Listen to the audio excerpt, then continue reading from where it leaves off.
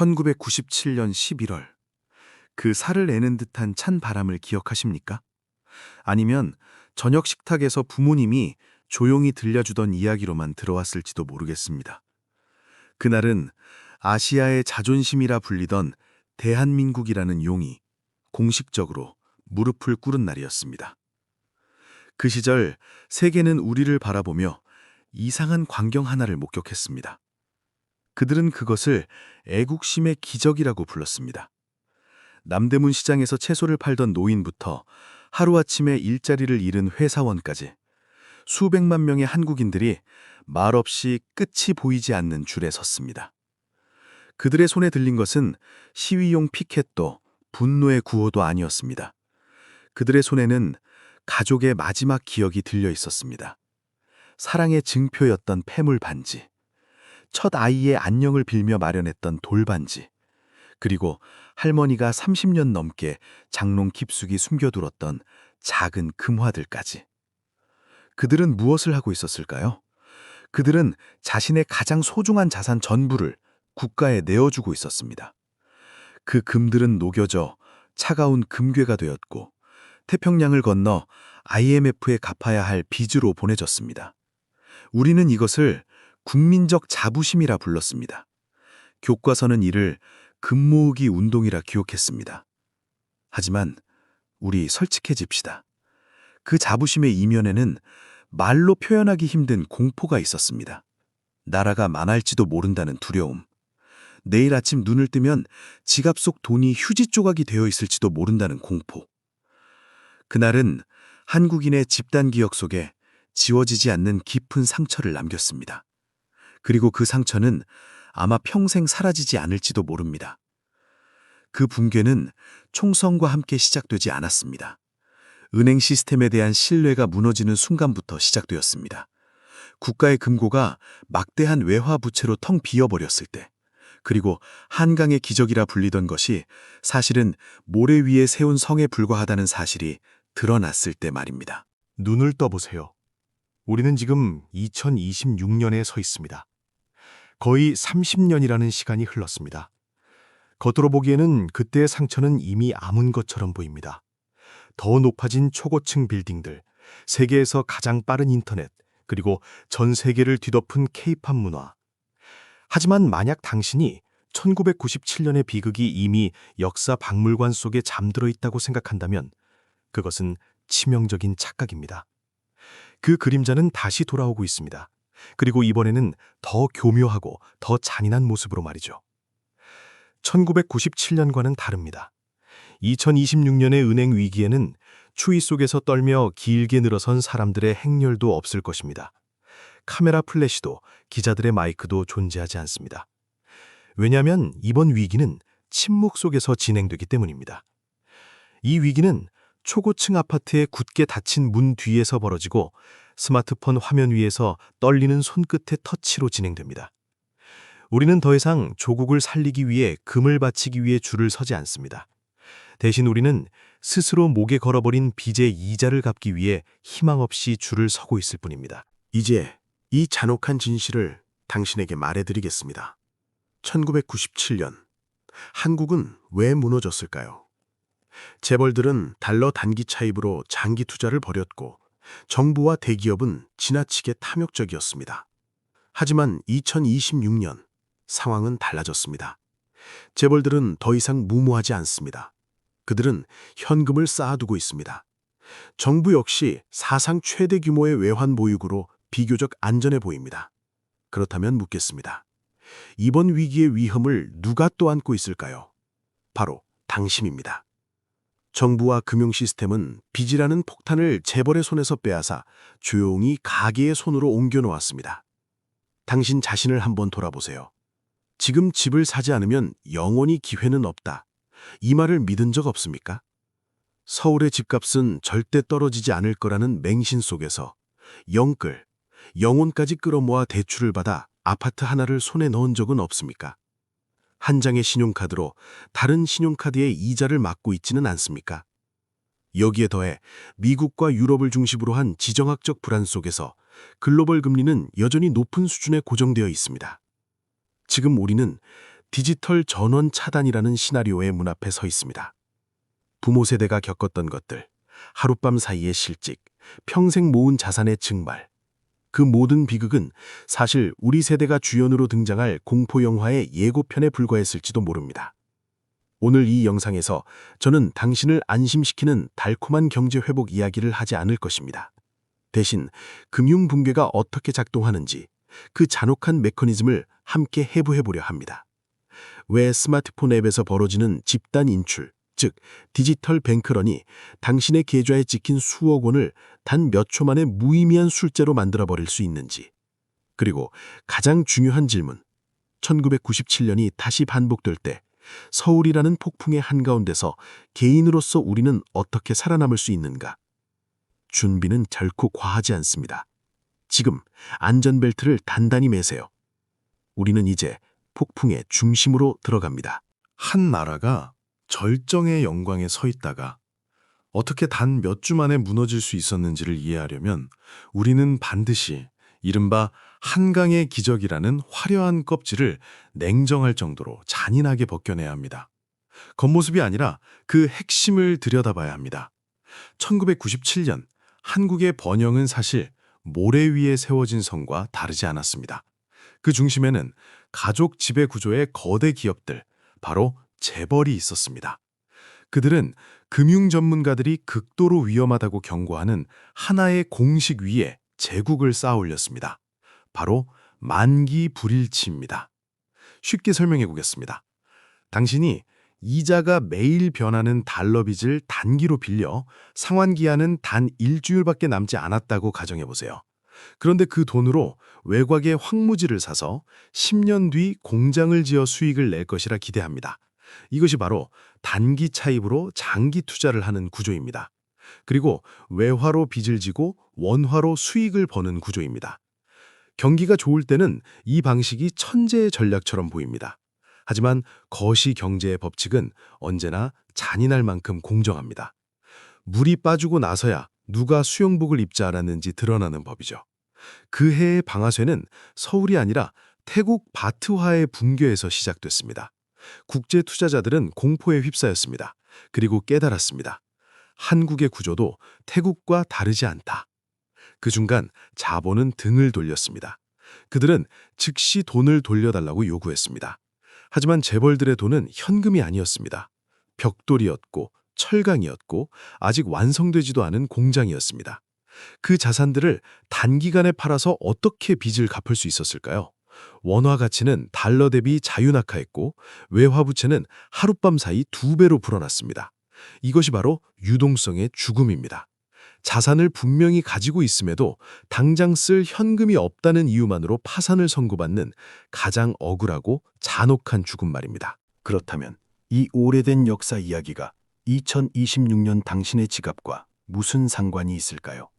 여기 아무도 쉽게 말해주지 않는 잔혹한 진실이 있습니다. 금융 시스템은 결코 위험을 제거하지 않습니다. 그저 위험을 이 사람에서 다른 사람으로 옮길 뿐입니다. 1997년 이후 한국 정부는 대대적인 개혁을 단행했습니다. 기업들은 훨씬 더 엄격하게 통제되었고 은행의 자기자본 비율은 크게 강화되었습니다. 그들은 말했습니다. 이제 한국은 안전합니다. 맞습니다. 그들은 안전해졌습니다. 그렇다면 질문은 이것입니다. 위험은 어디로 갔을까요? 그 위험은 아주 교묘하게 가계로 전가되었습니다. 바로 당신의 가족에게, 그리고 당신 자신에게 말입니다. 이 숫자를 한번 보세요. 현재 한국은 GDP 대비 가계부채 비율 세계 1위권에 서 있습니다. 지난 10여 년 동안 역사상 최저 수준의 저금리 환경 속에서 정부와 은행은 직접적으로는 아니지만 사실상 국민들에게 빚을 지도록 유도해왔습니다. 전 세계에서 유례를 찾기 힘든 전세제도, 그리고 갭 투자라는 투기적 흐름은 이 나라 전체를 거대한 부동산 카지노로 바꿔놓았습니다. 1997년에는 기업들이 공장을 짓기 위해 돈을 빌렸습니다. 하지만 2026년에 당신은 실질 소득의 10배에 달하도록 부풀려진 가격의 콘크리트 아파트를 사기 위해 빚을 집니다. 당신은 스스로를 집주인이라고 생각할지도 모릅니다. 하지만 아닙니다. 진짜 집주인은 은행입니다. 당신은 그저 이자를 갚기 위해 허리가 휘도록 일하는 하나의 관리인에 불과할 뿐입니다. 과거의 한국 사람들은 이렇게 믿었습니다. 재벌은 너무 커서 절대 무너지지 않는다. 하지만 결과는 어땠을까요? 대우는 흔적도 없이 사라졌습니다. 그리고 오늘날 우리는 또 하나의 새로운 종교적 믿음을 갖게 되었습니다. 바로 서울 부동산은 절대 무너지지 않는다라는 믿음입니다. 하지만 2026년의 현실을 정면으로 바라보십시오. 값싼 돈의 향연, 이른바 칩머니 시대는 이미 끝났습니다. 지속적인 인플레이션은 미국 연방준비제도로 하여금 금리를 장기간 높은 수준으로 유지하게 만들었습니다. 이른바 하이 for longer 국면입니다. 한국은행 역시 이 흐름을 거스를 수 없습니다. 만약 금리를 섣불리 내린다면 1997년처럼 원화 가치가 처참하게 붕괴될 위험을 감수해야 하기 때문입니다. 그렇다면 이 모든 것이 당신에게는 무엇을 의미할까요? 아주 단순합니다. 당신의 변동금리 주택담보대출 이자는 내려가지 않습니다. 그 이자는 무딘 톱날처럼 당신의 소득을 천천히 그러나 확신하게 갉아먹을 것입니다. 그렇다면 자본 비용이 급격히 상승해 현금 흐름이 막힌 대기업들은 무엇을 할까요? 회장의 연봉을 깎을까요? 그럴 리 없습니다. 그들은 직원을 해고합니다. 채용을 동결합니다. 2026년의 진짜 악몽은 이 두 개의 집게가 동시에 조여오는 순간입니다. 급등하는 이자 부담, 그리고 정체되거나 사라지는 소득. 이때 당신은 깨닫게 됩니다. 서류상으로는 수십억 원짜리 자산을 가진 사람이지만 현실에서는 아침마다 마시는 스타벅스 커피 한 잔을 망설여야 하는 존재라는 사실을 말이죠. 이것이 바로 장부상 부자, 현실에서는 빈곤이라는 상태입니다. 그리고 그런 종이 위의 부자들이 동시에 공포에 휩싸여 현금을 마련하기 위해 집을 팔기 시작한다면 그 집을 누가 사줄까요? 매도자는 길게 줄을 서 있고 매수자는 사라진 시장에서 자산 가격은 수직 낙하할 수밖에 없습니다. 바로 그 순간 가계부채 폭탄은 폭발합니다. 그리고 그 폭발음은 제가 바로 다음에 설명할 디지털 금융 지진의 방아쇠가 됩니다. 이제 이 게임의 본질을 이야기해 보겠습니다. 은행원들조차 당신이 절대 떠올리지 않기를 바라는 진실입니다. 은행을 동네 사람들이 함께 사용하는 공동금고라고 상상해 보세요. 우리는 그곳이 안전하다고 믿기 때문에 각자의 돈을 맡깁니다. 하지만 그 금고의 주인, 즉 은행은 당신의 돈을 가만히 두지 않습니다. 그들은 당신의 예금 중 90%, 때로는 그 이상을 다른 사람에게 빌려줍니다. 강남의 아파트를 짓기 위해, 베트남에 공장을 투자하기 위해, 혹은 당신의 이웃에게 할부로 차를 사도록 대출해주기 위해서 말이죠. 그 결과 금고 안에 실제로 남아있는 현금은 극히 소량입니다. 매일 장 보러 가듯 소액을 인출하는 몇 사람을 감당할 수 있을 정도뿐입니다. 이 시스템이 굴러가는 이유는 단 하나입니다. 서로를 믿기 때문입니다. 금융 시스템은 금고 안에 금이 아니라 신뢰 위에서 작동합니다. 하지만 단 하나의 소문만으로도 모든 것이 무너질 수 있습니다. 직장인들이 사용하는 익명 앱 블라인드에 이런 메시지가 하나 올라온다고 상상해 보세요. X은행 유동성 문제 발생, 혹은 X은행이 대출해준 부동산 프로젝트가 부실화되었다는 작은 보고서 하나만 떠도 충분합니다. 그 순간 인간의 원초적인 공포가 깨어납니다. 사람들은 동시에 은행으로 몰려가 자기 돈을 돌려달라고 요구합니다. 하지만 당신의 돈은 이미 그 자리에 없습니다. 그 돈은 아직 팔리지도 않은 콘크리트 더미 속에 있고 회수조차 어려운 부실 채권 속에 묶여 있습니다. 그렇다면 금고의 주인은 수백만 명에게 동시에 줄 현금을 어디서 구할 수 있을까요? 바로 그 순간 텅 빈 금고의 실체가 드러납니다. 그리고 시스템은 붕괴합니다. 우리는 이것을 뱅크런이라고 부릅니다. 1997년에는 우리 부모 세대가 직접 거리로 뛰쳐나가 은행 앞에 줄을 서야 했습니다. 그때는 은행 지점장들이 확성기를 들고 나와 시간을 벌고 설득하고 심지어 사정할 기회라도 있었습니다. 하지만 2026년의 붕괴는 그 누구에게도 사정할 시간을 주지 않습니다. 뱅크런 4.0의 세계에 오신 것을 환영합니다. 이 악몽은 조용하게, 그러나 빛의 속도로 당신 주머니 속 스마트폰 위에서 벌어집니다. 우리는 편리함이 어느새 치명적인 함정이 되어버린 시대에 살고 있습니다. 카카오톡이나 트위터에 부정적인 뉴스 하나만 퍼져도 공포는 바이러스보다 빠르게 확산됩니다. 수백만 건의 출금 명령, 수백만 건의 주식 매도 주문이 단 1초 안에 동시에 실행됩니다. 사람의 발걸음이 아니라 광섬유 케이블을 타고 말이죠. 자금이 빠져나가는 속도는 은행이 대응할 수 있는 능력을 수천 배나 앞서갑니다. 어떤 방화벽이나 어떤 준비금도 몇 분 안에 무너질 수밖에 없습니다. 당신은 거리의 시위를 보지 못할 것입니다. 대신 주변 사람들이 갑자기 창백해진 얼굴로 휴대폰 화면에 시선을 고정한 모습을 보게 될 뿐입니다. 그리고 모두가 동시에 전액 인출 버튼을 누르는 순간 시스템은 말하지 않습니다. 현금이 부족합니다. 시스템은 이렇게 말할 뿐입니다. 연결 오류입니다. 잠시 후 다시 시도해 주세요. 그 차갑고 무표정한 문구가 바로 당신의 자산에 내려진 사형 선고입니다. 그리고 바로 이 지점에서 진짜 비극이 시작됩니다. 1997년의 국민들은 상상조차 할 수 없던 비극입니다. 한국은 세계에서 손꼽히는 현금 없는 사회, 캐시리스 소사이어티입니다. 우리는 지갑 없이 휴대전화 하나만 들고 밖에 나갈 수 있다는 사실을 자랑스럽게 여깁니다. 하지만 한 번이라도 이 질문을 해본 적 있습니까? 서버가 멈추면 내 돈은 과연 무엇이 되는가? 은행이 자금 유출을 막기 위해 시스템을 봉쇄하거나 일시적인 자본 통제에 들어가면, 혹은 단순히 시스템이 과부하에 걸리기만 해도 그 화려해 보이던 은행 앱은 순식간에 당신과 당신의 피땀 어린 자산을 가르는 보이지 않는 유리벽이 됩니다. 휴대전화를 켜보세요. 잔액은 여전히 뜹니다. 1억 원, 5억 원. 당신은 서류상으로는 부자입니다. 하지만 편의점 계산대 앞에 서면 라면 한 봉지도 살 수 없습니다.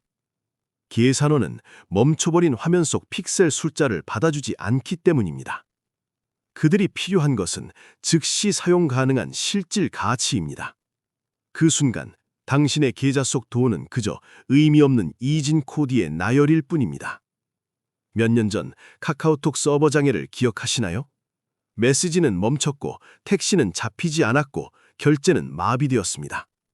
단 며칠, 단 하나의 앱에서 벌어진 일만으로도 나라 전체가 혼란에 빠졌습니다. 그런 상황이 몇 달 동안 전체 은행 시스템에서 벌어진다고 상상해 보십시오. 그때 한 가지 잔혹한 현실이 우리 얼굴을 정면으로 때릴 것입니다. 당신이 강남에 20억 원짜리 아파트를 가지고 있던, 화려한 투자 포트폴리오를 가지고 있던, 즉시 구매력으로 전환할 수 없다면 주머니에 10,000원 지폐 한 장을 가진 노숙자보다 더 빨리 굶주리게 될 것입니다. 2026년의 붕괴는 건물이 무너지는 소리로 시작되지 않습니다. 그것은 침묵에 빠진 은행 서버들, 그리고 화면이 꺼진 ATM 앞에서 한숨을 내쉬는 수백만 명의 사람들로부터 시작됩니다. 우리는 지금까지 아주 어두운 한 장면을 함께 지나왔습니다. 솔직히 말해 지금 이 순간 당신의 가슴이 답답해지고 숨이 막히는 느낌이 들 수도 있습니다. 하지만 이 말만은 반드시 기억해 주세요. 공포는 문제를 해결하지 못합니다. 준비만이 당신을 살립니다. 이 영상의 목적은 당신을 겁에 질리게 만들어 모든 걸 포기하게 하려는 것이 아닙니다. 오히려 지금까지 우리가 빠져있던 위험한 금융 몽유병 상태에서 당신을 깨우기 위함입니다. 위기라는 것은 본질적으로 잔혹하지만 피할 수 없는 정화 과정입니다. 거품으로 부풀려진 자산을 현실의 가치로 되돌리고 과도한 레버리지에 취해 탐욕을 부린 사람들을 냉정하게 처벌합니다. 그리고 동시에 준비된 사람에게는 다시 시작할 수 있는 기회를 줍니다. 1997년의 한국인은 방심의 대가를 피와 눈물로 치러야 했습니다. 하지만 2026년의 우리는 다른 결말을 선택할 수 있습니다. 정부가 당신을 구해주길 기다리지 마세요. 은행이 금리를 내려주길 기대하지 마세요. 오늘부터 당신 스스로 당신의 가족을 지킬 노아의 방주를 만들기 시작해야 합니다. 지금부터 말씀드릴 것은 이론이 아닙니다. 희망 회로도 아닙니다. 당장 실행해야 할 3가지 핵심 생존 전략입니다. 다음 주가 아닙니다. 언젠가가 아닙니다. 이 영상을 끝까지 본 바로 지금부터입니다. 생존 전략 1. 물리적 방어선을 구축하라. 디지털로 연결된 이 위험한 세상에서 아이러니하게도 진짜 안전은 가장 오래되고 가장 원시적인 것에 있습니다. 손으로 만질 수 있고 주머니에 넣을 수 있는 것들 말입니다. 당신의 자산 100%를 은행 앱이나 증권 계좌 안에만 두지 마세요. 반드시 일정 부분은 현금 비상자금으로 분리해 집에 보관해야 합니다. 왜일까요? 시스템이 멈추거나 대규모 정전이나 자연재해가 발생했을 때 신사임당이 그려진 5만 원 지폐 한 장은 당신이 음식, 물, 약을 살 수 있게 해주는 유일한 수단이 되기 때문입니다. 최소한 가족이 1개월에서 3개월 정도 버틸 수 있는 현금을 미리 준비해 두세요. 다음은 금입니다. 1997년의 교훈은 이랬습니다. 사람들은 금을 모아 국가에 바쳤습니다. 하지만 2026년의 교훈은 다릅니다. 이번에는 당신이 금을 지켜야 합니다. 금은 사람이 마음대로 찍어낼 수 없는 유일한 화폐입니다. 비밀번호도 필요 없고 서버도 필요 없습니다. 최악의 시나리오에서 원화 가치가 인플레이션이나 국가 신용 위기로 급락한다면 당신 손에 쥔 금 한도는 지금보다 몇 배, 몇십 배의 구매력을 가질 수 있습니다. 그리고 마지막으로 미국 달러를 일부 보유하세요. 우리는 한국에 살고 있지만 한국 경제는 세계 경제와 강하게 연결되어 있습니다. 위기가 발생하면 글로벌 자본은 언제나 미국으로 되돌아갑니다. 강한 외화를 보유하는 것은 원화 가치 하락 속에서도 당신의 구매력을 지켜내는 가장 현실적인 방법입니다. 이것은 투기가 아닙니다. 보험입니다. 위기가 왔을 때 살아남기 위한 가장 기본적인 방어선입니다. 생존 전략 2. 레버리지 중독을 끊어라. 디레버리징. 이 단계는 가장 고통스럽지만 동시에 가장 중요한 단계입니다.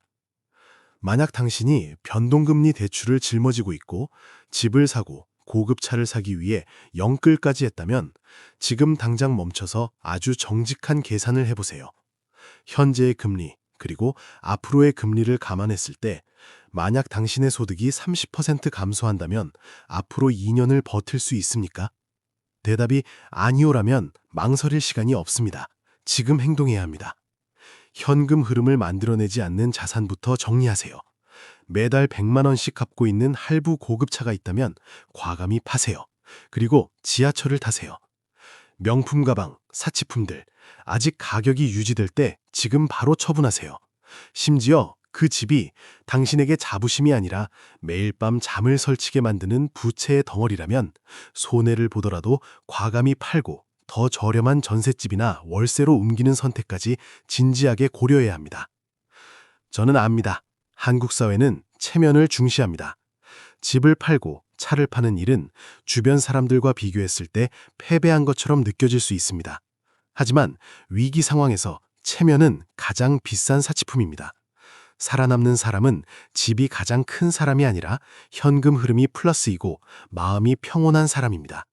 부채라는 종양을 한 번의 고통으로 도려내는 그것이 온몸으로 전이 되어 당신의 미래 전체를 파괴하게 두는 것보다 훨씬 낫습니다. 전략 3. 자신을 가치가 절대 하락하지 않는 자산으로 만들어라. 세상에는 어떤 은행도 압류할 수 없고 어떤 인플레이션도 갉아먹을 수 없는 자본이 하나 있습니다. 바로 당신의 능력입니다. 좀비 기업들의 구조조정의 칼날이 닥칠 때 가장 먼저 잘려나가는 사람은 누구일까요?